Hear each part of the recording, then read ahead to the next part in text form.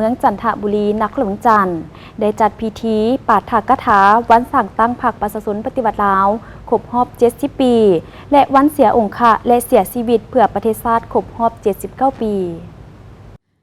ในวันที่20 มีนาคม 2025 อยู่ที่ห้องว่าการปกครองเมืองจันทบุรีนครหลวงจันทร์ได้จัดพิธีปาฐกถาวันสั่งตั้งพรรคประชาชนปฏิวัติลาวครบรอบ70 ปีและวันเสียองค์ะและเสียชีวิตเพื่อประเทศชาติครบรอบ79 ปีโดยมีกรรมการพรรคเมืองพนักงานลักแรงและเลขาพรรคบ้านอบข้างเมืองเข้าร่วมรับฟัง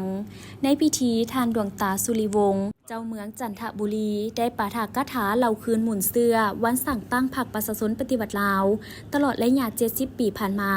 และวันเสียองค์ะและเสียชีวิตเพื่อประเทศชาติครบรอบ79 ปีซึ่งพรรคประชาชนปฏิวัติลาวแม่นองค์การจัดตั้งเสนาธิการทางการเมืองเป็นกองน้ำหน้าและเป็นตัวแทนแห่งสิทธิผลประโยชน์ของชนชั้นกรรมกรชาวผู้ออกแรงงานลาวบรรดาเผ่าพรรคประชาชนปฏิวัติลาวได้นำพาประชาชนลาวบรรดาเผ่าเฮ็ดสำเร็จภารกิจปฏิวัติปลดปล่อยชาติลบล้างระบอบลาเมืองขึ้นสร้างสังกัดใหม่ให้แก่ประเทศชาติได้รับการปลดปล่อยอย่างสมบูรณ์พรรคกำเนิดขึ้นในเงื่อนไขที่ประเทศเฮาก็คือ3ชาติอินโดจีนลาวเวียดนามและกัมพูเชียตกเป็นหัวเมืองขึ้นของจักรพรรดิลาเมืองขึ้นได้ถือกดขี่ขุดฮิตอย่างหนักหน่วงแต่ย้อนประชาชนลาวมีน้ำใจหักชาติหักบ้านเกิดเมืองนอนของตนบ่ยอมเป็นข่อยข่าของพวกศัตรูประชาชนลาวบรรดาเผ่าจึงได้ลุกฮือขึ้นต่อสู้อย่างเด็ดเดี่ยวพิละอาจหาญในขอบเขตทั่วประเทศใต้เหนือถึงใต้มีขบวนการต่อสู้อย่างพิละอาจหาญในแต่ละระยะเพื่อต่อสู้ปลดปล่อยชาติและสถาปนาเป็นสาธารณรัฐประชาธิปไตยประชาชนลาวในวันที่2 ธันวาคม 1975จนเฮ็ดให้ประเทศชาติพัฒนามาถึงทุกวันนี้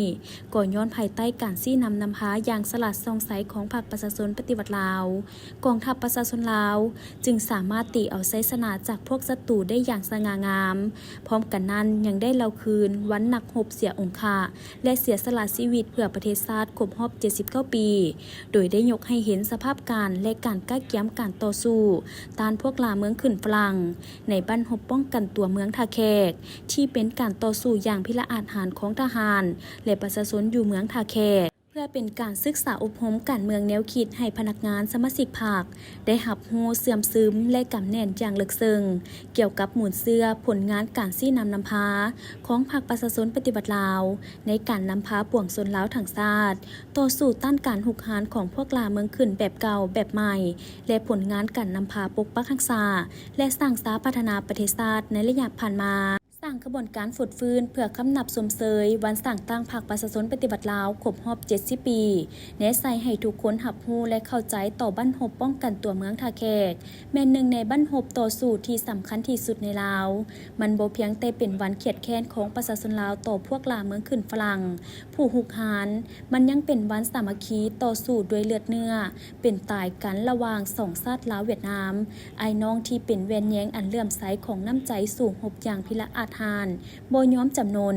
ระหว่างกองทัพและประชาชนโดยแม่นประธานสุภานุวงศ์เป็นผู้นำหน้า